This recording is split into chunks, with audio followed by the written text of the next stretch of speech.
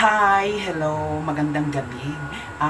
Gabi na po dito sa Pilipinas ngayon, bali, meron lamang po akong ah, um, ipapakita sa aking YouTube channel. Kaya po, nagpahatid po ako dito sa aking kapatid, dito po sa station po namin, sa radio station, para po mag-record, para po mag-video ako sa sarili ko. Yan, hindi po para sa sarili ko itong aking kwento, Isang napakahalaga at napaka-importanting bagay po ito na inyo po talagang kahabagan kung makikita nyo po. Bukas po sana, naka-schedule po ako ng pumunta sa isang isla dito po sa aming lalawigan po ng Camarines Norte para po maghatid ng kunting tulong doon po sa special child na 17 years old na para pa rin po siyang batang-batang tingnan. Pagbukas ko po ng aking messenger, hindi pala. Nagkataon na tumawag po ako dun sa isa kong kaibigan. Taga Vinson siya. Ngayon sabi niya sa akin, kung nakita ko raw yung message niya sa aking messenger. Sabi ko hindi pa. So, binuksan ko yung messenger ko sa madaling salita. Nakita ko po kung ano po, nabasa ko po kung ano po yung gusto niyang iparating po sa akin. Kasi, sabi po niya, meron daw siyang isang kamag-anak, Isang kamag-anak na as in talaga, Kailangan na kailangan po ng tulong nung kanyang kamag-anak. Actually, matanda na siya. Lolo, isang lolo na kamag-anak niya. Ito pong lolo pong ito, may mga anak rin po siya, kaya lang sobrang hirap din naman po, sa madaling salita, halos hindi rin po makatulong ng malakihan, kung tumulong man po, siguro hindi masyadong sapat para sa pangangailangan po ng kanilang ama, kasi nga po sobrang hirap din naman po nila sa pamumuhay, At ito pong si Lolo, pangalan ba nun? Wait lang ha. Ang pangalan po niya ay Gabriel. Ito pong si Lolo Gabriel, wala na po siyang asawa, patay na, at ang kasama niya na lamang po sa kanyang bahay ay yun pong isa niyang anak. At kahit po yung kanyang anak, mga kaibigan, kawawa rin naman, meron din pong karamdaman yung anak po niya, meron din kapansanan sa kanyang katawan, kuba po siya, yung pong anak niyang babae na yun lang po ang bukod tanging kasama niya sa kanyang bahay, nag-aasikaso sa kanya, nag-aalaga sa kanya. Naku, nahabag po ako. Kaya nga po, dali-dali kong nag-isip po ako kung ipagpapabukas ko pa ba ang pag-post. Total naman, nag-send sa akin ng mga pictures yung kaibigan ko. Kaya dito po sa record ko pong ito ng video, ipapalagay po natin kay Franz para po makita po ninyo yung pong sitwasyon na nakakahabag, talagang kaaawaan po ninyo. Hindi ko na po hinintay na pumunta po ako bukas sa kanila para po i-video sa pamamagitan po ng mga pictures na ipapakita po natin, dito po sa aking YouTube channel ay makikita po ninyo kung ano po talagang sitwasyon ni Lolo Gabriel at yung anak po niya babae na mag-isa lang po na umaalalay at nag-aalaga po sa kanya, dahil nga po, mga kaibigan, patay na po yung asawa ni Tatay Gabriel. Ito po kanyang anak na si Ate Malin, siya lamang po ang kasama niya po sa bahay. Kaya tinawagan ko po yung kapatid ko na sabi ko, ihatid ako dito sa station at magre-record ako. Kasi hindi na po talaga ako makapaghintay, Bukas, imbis na doon po ako sa isla, pupunta, nakita ko at napag-isip-isip ko, mas importante ito. Mas importante ito. Mas parang emergency yung pangangailangan po nila, no? Kasi yung sitwasyon talaga niya, talagang nahabag po talaga ako, mga kaibigan, sa totoo lang. Kaya sabi ko sa kapatid ko, ihatid mo ka ako ngayon na sa station at magre-record ka ako para mai-upload ko na, upload ba, download, basta para ako mailagay ko na sa ating YouTube channel yung picture ni Tatay Gabriel at nung kanyang anak, para kahit papaano mapanood nyo na, at ng ilan pong mga subscribers, mga sponsors, mga viewers, and hahatidan ko po sila ng sa abot ng atin pong makakayang tulong, no? At kaya po ako nag-record po ng dali-dali at nagpahatid po ako dito ng dali-dali para po makita po ninyo yung pong kanyang sitwasyon. As in, nakakahabag po, no? Kaya naglakas loob po yung kaibigan kong taga Vinsons na mag-chat po sa akin, mag-message po sa akin para po matulungan natin, no? Yung pong kanyang kamag-anak, hindi ko alam kung lolo ba niya or tito, basta kamag-anak niya po siya. Kamag-anak niya po, yun pong inihihingi po niya ng tulong sa akin, no? At saka para matulungan na din natin siya o silang mag-ama sa pang-araw-araw na pangangailangan, no? Kaya po nananawagan po ako, inaamin ko po talaga, hindi ko kayang mag-isa to, no? Kasi magkano lang naman po ang sinasahod ko sa YouTube, konting-konti at kulang na kulang pa sa mga pagtulong. Kaya po ako na po ang humihingi ng apila ng panawagan. Ayan, nakikiusap po ako, si M.M. Merciales. Nananawagan po dito sa aking YouTube channel, Alindog Comic, na tulong. Hindi naman po ako nang oobliga.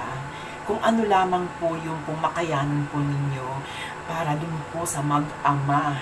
Kasi yung anak niya, inuulit ko po. At makikita po ninyo, naghingi po ako ng picture dun sa kaibigan ko. Sabi ko sa kanya, isend mo ka ako, mag-send ka ako ng picture nila para ka ako kahit pa paano ma-post ko rin naman sa aking Facebook account, para dumagsa yung tulong sa kanila.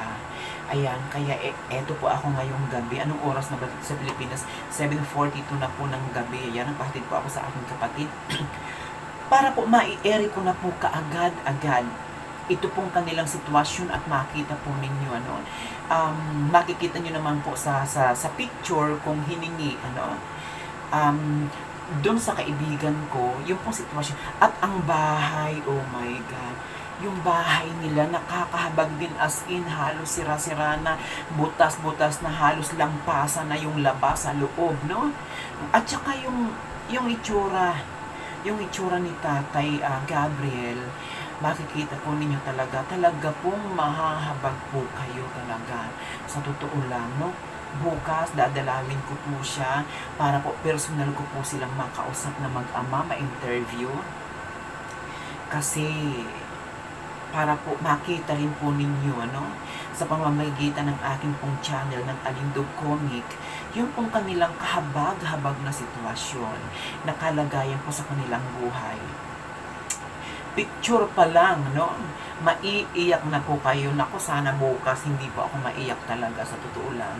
Kasi yan po talaga ang karapat dapat talagang tulungan, ganyang klase ng sitwasyon.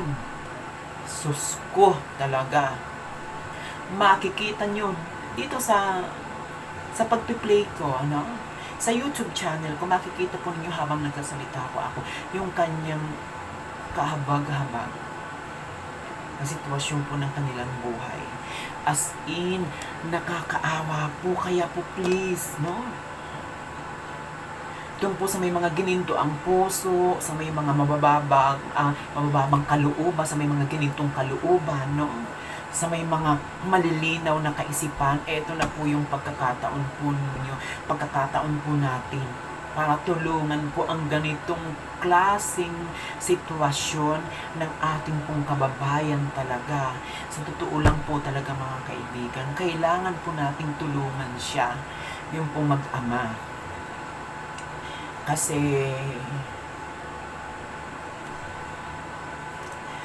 nakakaawa siya.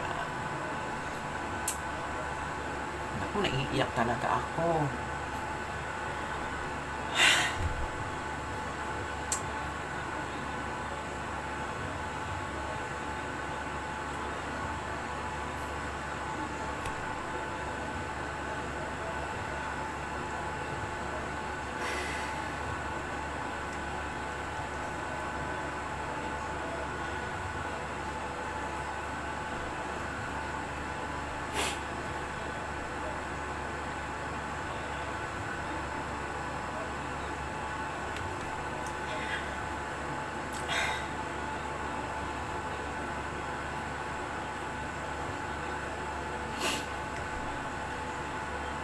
Pasensya na po kasi hindi ko, grabe po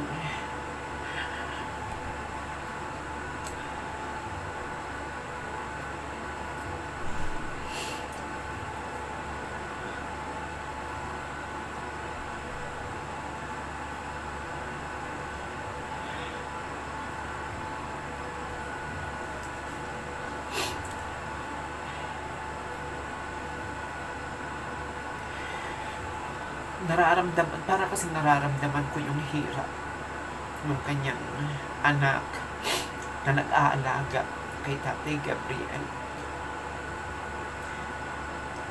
Hindi,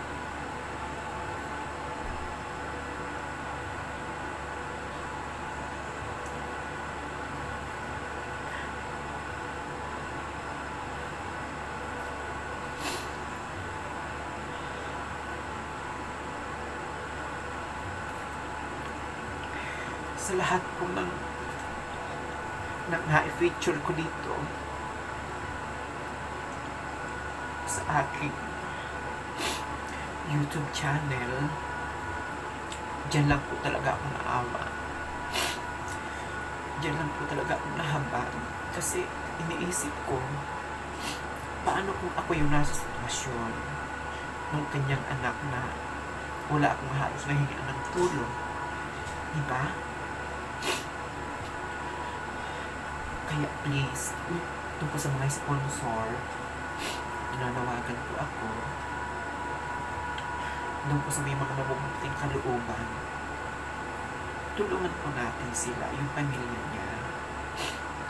Kasi kung aasa po tayo na sa kanyang kamag-anak, wala. Mga naghihirap din. Yung nag-chat sa akin, na kaibigan ko, naghihirap din sila. Hindi nila kayang tustusan yung pangangailangan ni Tatay Gabriel at ng kanyang anak na nagbabantay sa kanya na may kapansanan din po sa likod. Kuba siya. Sa lahat ng pupuntahan ko at hahatidan ko ng tulong, picture pa lang, talagang hindi ko na kaya. Masakit po sa dibdib. Masakit sa dibdib. Hindi kaya ng konsensya ko na i-ignorin ko lang siya. Nakikita niyo, bukas pupuntahan ko siya. Mas uunahin ko to kaysa dun sa special child. Pasensya na po kayo ha. Kasi talagang hindi ko talaga kayang matiisin yung kanyang sitwasyon eh. Yung bahay niya, naku, Diyos ko talaga, makikita po talaga ninyo. Ayan, sana po mga kaibigan marami pong tumulong sa kanya. Inuulit ko po, hindi ko naman po kayo inoobliga na tumulong. Andito po ako na po ang nagmamakaawa, no? Kung sino lang po sa inyo ang nakakaluwag-luwag, kung may mga sobra-sobra po kayo sa inyo pong mga bulsa, tulungan po natin sa Tatay Gabriel at yung kanyang anak. At yung kanyang anak na si ano bang pangalan mo? Na si Ate Mali. Kasi meron din po siyang kapanasanan sa likod. Kuba siya. Wala po siyang asawa. Wala pong asawa si Ate Mali. At si Tatay Gabriel naman, namatay na raw yung asawa niya. Kaya please lang, ayan, pakisuportahan po natin siya, sila. Pakisuportahan po ako para po sa gagawin kong pagtulong kay Tatay Gabriel at kay Ate Mali. Ayan, sana po pukawin ng mga litratong ito sa aking YouTube channel, ng mga litratong ito na ipapakita ko sa inyo ang inyo pong mga damdamin, ang inyo pong puso. Ayan. Alam ko po na marami po sa inyo mga mabubuting kalooban.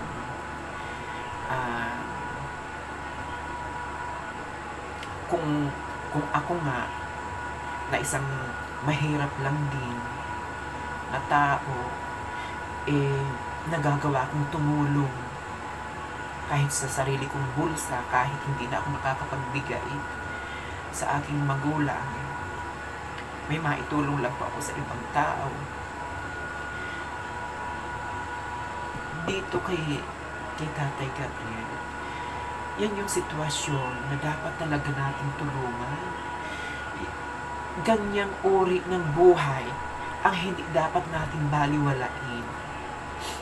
Kaya hindi pa man po, nagpapasalamat na po ako sa mga tutulong, sa mga willing sumuporta sa akin pong ginagawa, especially dito po sa i-feature natin na ito sa mag-amang Ate Malin at Tatay Gabriel. Talaga, maraming salamat dun po sa tutulong. Nako, sa lahat po, ulitin ko sa lahat po talaga ng gusto kong tulungan, sa kanya lang talaga sa kanya ko lang talaga hindi mapigilan yung pagpatak ng aking mga luha kasi dahil sa kanyang sitwasyon.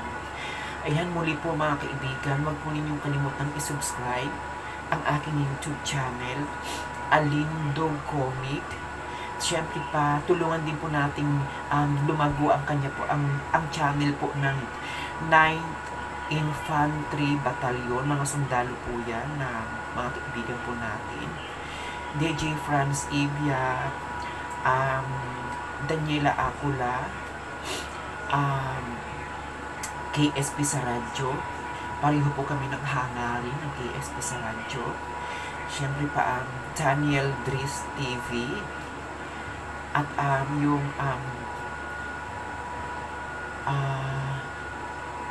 Filipino, Pinoy, at tama ba? Baka magkamali ako, hindi ko na muna siya babanggitin. Siyempre, pa Raisa Velasco Vlog, Babang the Great, ayan. Please pa-subscribe po At siyempre, wait lang po, idinadamay ko na rin po kasi yung mga yung mga maliliit na vlogger. Wait lang po. Paki-subscribe din po ang Mel C Vlog. Yan. M-H-E-L space letter C tapos space vlog, no? Mel C Vlog. Ayan. Paki-subscribe naman po. Ayan. Inuulit ko po mga kaibigan, please, tulungan po natin si Tatay Gabriel, no? Ayan. Tsaka Lord, pakigabayan naman po siya. Sana po dumating yung time na gumaling po si Tatay Gabriel para po maging normal na po ang lahat sa buhay niya. Ayan, pakitulungan naman po siya sa pang-araw-araw po niyang kailangan. Pakitulungan naman po siya sa kanyang kalusugan. Bigyan mo po siya ng malusog na pangangatawan at pagalingin mo po siya. Lord, please. Ito pong mga luha pong ito ay dala po ng pagkahabag para po sa mag-ama sa sitwasyon. Kaya muli po mga kaibigan, please, uniulit ko po, nagmamakaawa po ako. Doon po sa may mga mabubuting kalooban, sa may mga ginintuang puso, please, tulungan po natin ang mag-ama, si Tatay Gabriel at si Ate Malin. Maraming salamat po. God bless us all. God bless you all. Ayan, ingat po kayo lagi dyan. Maraming salamat. Ito po muli si M.M. Marciales. Please, subscribe my YouTube channel. Sinisip po na tuloy ako. Ang Alindog Comic. Ayan. Siguro ngayon nyo lang ako nakita ng seryoso sa aking pong vlog. Nahahabag kasi talaga ako eh. Maraming salamat. Bye-bye and God bless.